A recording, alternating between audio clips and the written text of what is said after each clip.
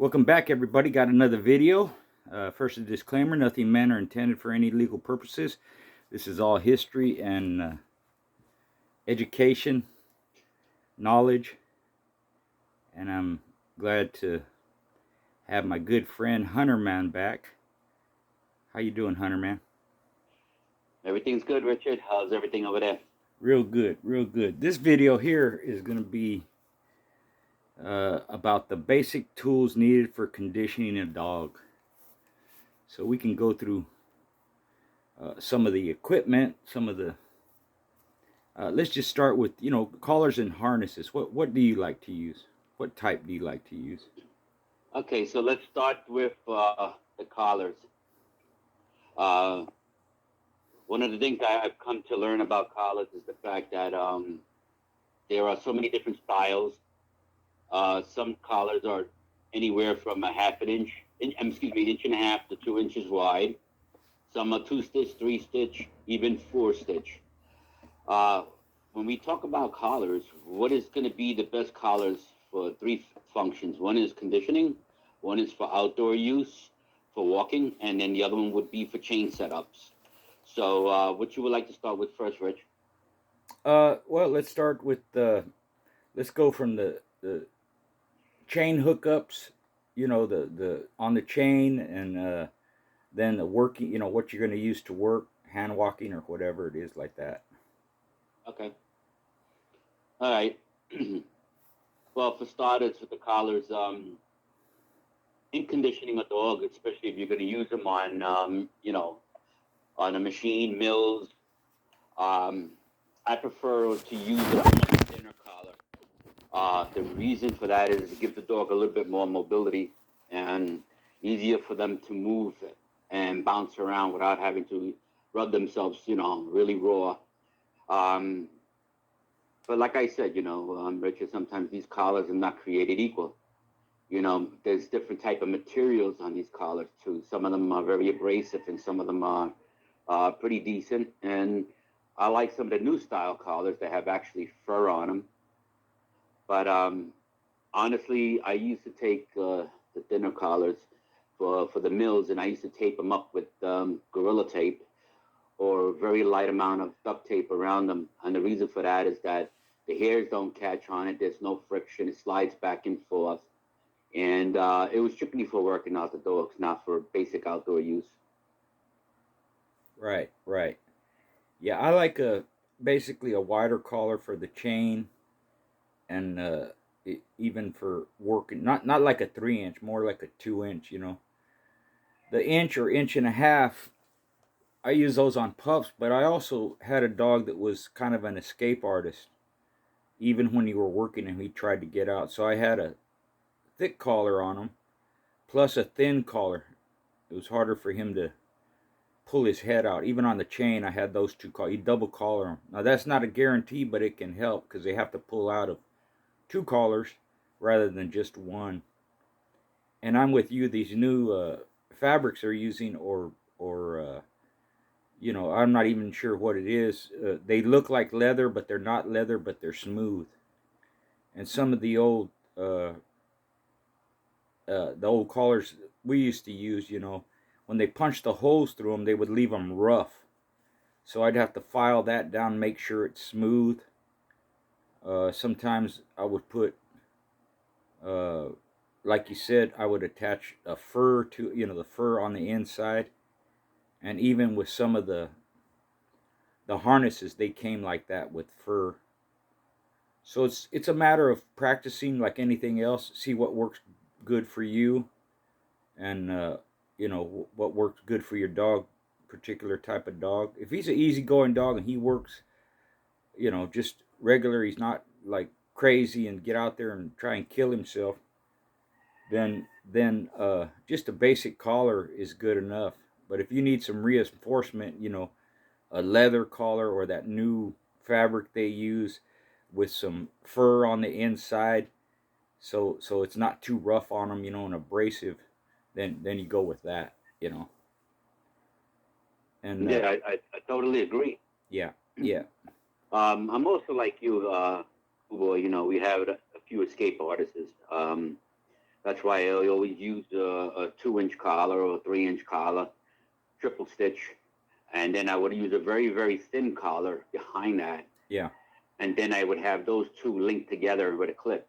Right. And the thing with that is that if you got his head trying to get through one, the other one will catch him and pull him back even further, so he can't escape. But I also never use the ring that's on the actual collar to put my clip Exactly. on. I would actually use a giant steel O-ring, a big steel custom-made ring that's smooth, because I put that over the big collar so that it can go left and right, up and down. So even if the dog is jolting or running around, pacing back and forth, it doesn't grab the collar. It actually just goes along with the motion of the dog. Um, the problem with the ring that's on a leather or nylon collar is that it's stationary. It doesn't move. So when the dog pulls to the left or the right, that collar twists. And what happens is that's what gets all the rug burns and messes up their, fur, their coat, and their throat, and also, chokes the dog a little bit in that sense because one fast turn, he can actually hit the jugular a little harder. You don't want that. So uh, in my yard, I always had the big steel ring collar, and then but that little ring, the smaller clip that you see, the little ring that's already embedded in the collar, I would only use that to clip a double-sided door clip from that to the spare collar in the back, the little one, as a safety precaution measure. But just like these collars and just like the rings, we need swivels. The first thing you have to do is put a swivel there too on the big ring, because not only is the ring sliding around left and right around the collar, but the swivel can turn so the chain does not bind and turn and twist the dog's neck with the collar on. What do you think? Yeah. Very good point that you mentioned that. Yeah. Yeah. That D ring, like you said, it's in. They place it in the collar, and then part of the collar goes around it, and then they stitch it down, so that's in place. Yeah, that's not good. Those things not only can they cause a problem for the dog's neck and all that, but they'll break over time. They'll break from them going back and forth, just moving around. And and Exactly. yeah, and Um, also on the collar, Another thing. I preferred the one with the just the one. You know how they have some that have two that go through the holes in the collar, and then through the buckle. Some of the buckles have two prongs on them. I like the one just a single prong, because it's easier for me to put the collar on and take it off with just one prong through the collar. That double prong, I didn't really like those because you have to line them up properly if the dog's moving around. It was just harder for me to put those two prongs through the collar than the single one. Oh yeah. Yeah. You know, you made a big valid point too. The problem with the double prong collars is that, believe it or not, with the dog bouncing left and right, if you don't have a ring, they could come loose faster Yeah. than a single. Believe it or not, a lot of people don't realize that. Also, the collar itself. Sometimes custom-made collars, they make the hole, but they put like a little brass ring around the hole where the Right. prong from the collar goes into. Right. I prefer not to have that. Me too. I'd rather just have take a hot iron and make the hole, or if it comes custom made with it, that's fine. But the problem with those little brass rings, they break in time, and then the collar becomes bigger than what it is, and now you have an issue where with the jolting back and forth, these collars actually get loose, Yeah. and the dog gets their head off of them. So if you're gonna have a hole on the collar, make sure it's a natural hole through the nylon, not with a little custom-made fancy little brass ring to make it look nice and professional. Yeah. That's great if you're walking a dog, but not for a dog on a chain spot and not for a dog being conditioned. Yeah. I agree. I agree. Yeah, those little pieces can come off, and because you have a hard metal surface, and it's hard even if you're using like a rivet or something. It's not going to stay attached to that nylon collar, because the movement and all that over time, the wear and tear, is going to pop off.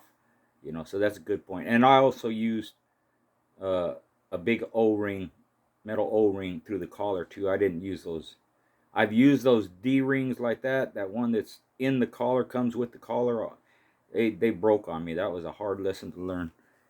And then, like you said, you need I put whatever clip I was using, and then attached to that clip was a swivel then the swivel's attached to the chain, but also at the end of the chain where it goes to the, the axle and all that, I put another swivel there just so that chain wouldn't bind up. So I used two swivels, at one at each end of the chain hookup. Yeah, I totally agree with that. I used to use the one on the collar, a swivel on the loop on the collar of the O-ring, and then one right before the axle, like maybe 6 inches away or 12 inches away from the axle Right, itself. right. So with the double axle, you don't wear out the axle rings, and then you don't also wear out the collar rings. Yeah, So double swivel. that's an excellent point that you just made right there. Yeah. Another thing I want to address is people ask me once in a while, why do we have 1 stitch, 2 stitch, 3 stitch, even 4 stitch collars that are 2 inches up to 3 inches wide, or 2.5 inches wide? What is the purpose of the stitching? Why do we have the extra stitching? Well, strength is one of the most important key factors there. With the bigger the dog, the stronger the dog, the more stronger you need on a collar, especially if he's on a chain setup. So, when you got a 65-pound dog or 50-pound dog, even a 45-pound dog, a double stitch or triple stitch collar thickness is always preferred, for the simple reason that, even though the ring is sliding left and right around and your swivels are working great, nylon and certain collars get wear and tear in time. Yeah. So what happens if you're not home and you only have a one functional collar, and it gets worn, it can break. Yeah. And then the dog gets runs free. Yep. At least if you got a double or triple stitch collar, the durability lasts a lot longer when you're being confined in a chain setup for a long period of time. It's just a more of a safety and strength measure than anything, but not to be preferred for conditioning, because you don't need something that heavy and that wide when you're working a dog. A dog needs to be free in motion and have a lot of locomotion with his legs and his neck and everything. You don't want a heavy collar on and stuff like that, Yeah. Yeah, I agree. Yeah, that stitching will bust. That's why they do the, 2 stitch, 3 stitch, 4 stitch, even like that, because the over time, because of the moisture, the, water, sweat, whatever it is, saliva, it gets on that collar and they stiffen up. They become hard, almost like if you don't make the leather pliable, it's stiff, and that causes them stitches to be busted, eat more easily. Right. So if you have, It, 2, 3, 4 stitches like that, even if one row of stitches or it breaks here and there, it's not the whole thing. Because once them stitches break, then the collar separates. The two pieces separate, and man, a dog could get loose easy like that, or it'll just rip the collar off. Just like you see, some collars, they're adjustable.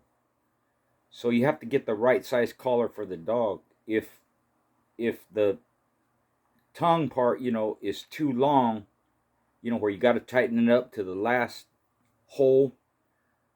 Even if you slip it through that metal piece, so it's stuck to the collar like that, when they move around, it'll pop out, and then they'll start chewing the collar. That's why you see some dogs in the end of the collars, that goes around, and you put the prong through the hole. They're all chewed up because the dog will reach around and chew it. So getting the right size collar for that size dog is important, because even that, they'll start tugging on it and they can bust the stitches and loosen it up too. So getting the right size collar for that particular dog is important. That's why you need a shitload of collars. exactly. Yeah.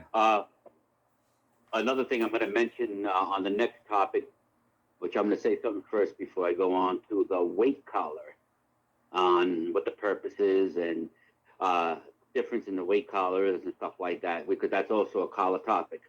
But one of the things I want to say before I get into that with you is that I want to advise all the dog guys and people who are watching this page is that, as a dogman or dog woman, you're maintaining your yard. Inspections is critical. Right. One of the biggest thing I notice for some people is that they don't inspect their dog yard. They don't inspect the swivels for wear and tear, the rings for wear and tear, the collars for wear and tear. Also, you got to understand, just like people, when you gain weight, you lose weight. Did you ever sometimes lose weight and you got to tighten up your pants, right? Yeah. Yeah. So think about a dog's collar in that same fashion. If that dog drops weight in the summertime compared to that of the wintertime, where he's hog fat more in the winter than he is in the summer. Um, Sometimes those collars have to be readjusted back a notch because of the fact that the dog is a little bit thinner. But as compared to in the wintertime, they get a little bit thicker. You might want to, loosen them up a little bit. Yeah. So maintaining your yard with inspections on everything from the axle all the way up to the collar is very, very, very important. Yeah. Because this is how kennel accidents happen. This is how escapes happen. And also, this is how dogs get hurt. Yep. Yep. Even the chain rubbing on even just if you have it on the ground or on the grass, don't even have to be cement. Just rubbing like that those chain links will wear down. And if you just do a cursory, just glance, or look at it from a distance, standing there outside the chain area, you don't see it. Just like you don't see the clips. Depending on what kind of clip, you got to flip the clip, open it, close it a bunch of times because sand will get in there, or it looks like it's closed, but then you open it up and it stays stuck open. And I've had dogs with them clips, the clip stays stuck open and then the dog gets loose. But if you're just looking at the clip like that, yeah, it's clipped and it's shut.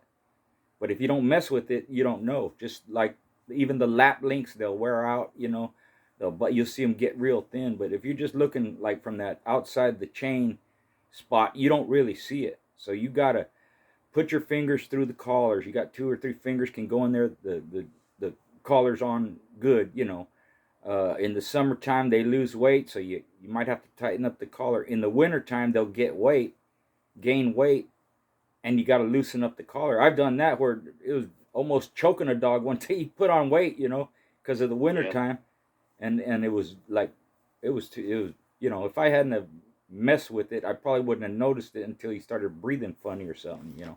It wasn't choking him, but it was getting real close to it.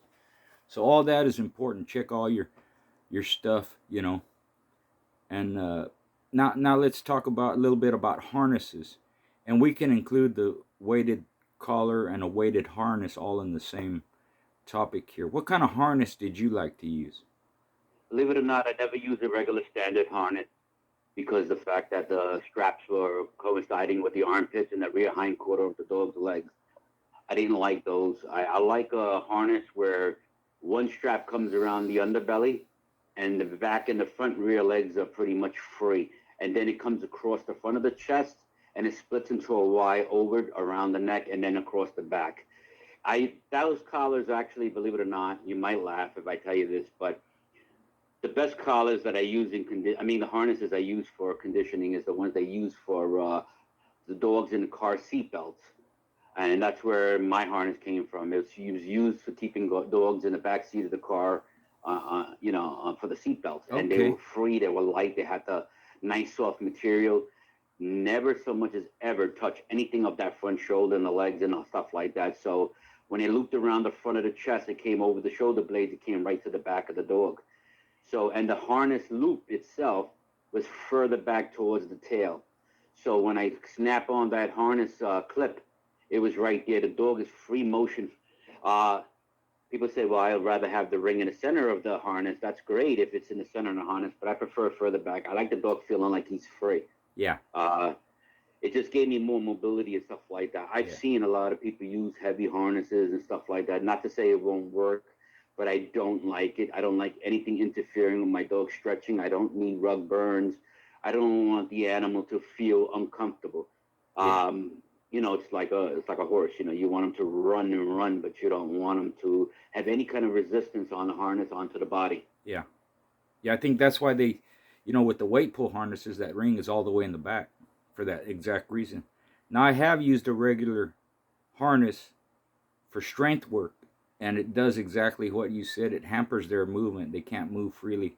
So eventually I went to that type of harness you described where strap comes in the middle, it goes around their shoulder. There's no restriction on their armpits, and then no restriction on their movement. Because if their armpits, their front end is restricted, their back end doesn't move properly. It's overcompensating. So you kind of want to have the idea where the dog is moving as naturally as possible, even though he's got a harness on or a collar on or whatever it is. So yeah, I've done that. I noticed, man, there's something wrong here. The dog ain't moving right. It looked unnatural and it was hampering his movement. So that's a Yeah, good point right there. you're right on that. You know, those harnesses that have the side rings on the side of the rib cage, on each side of ring, those are designed to drag and pull stuff. So those are great for when you're dragging weight for conditioning or for weight pulling, meaning like you said. That's why they're designed that way. You know, not all harnesses are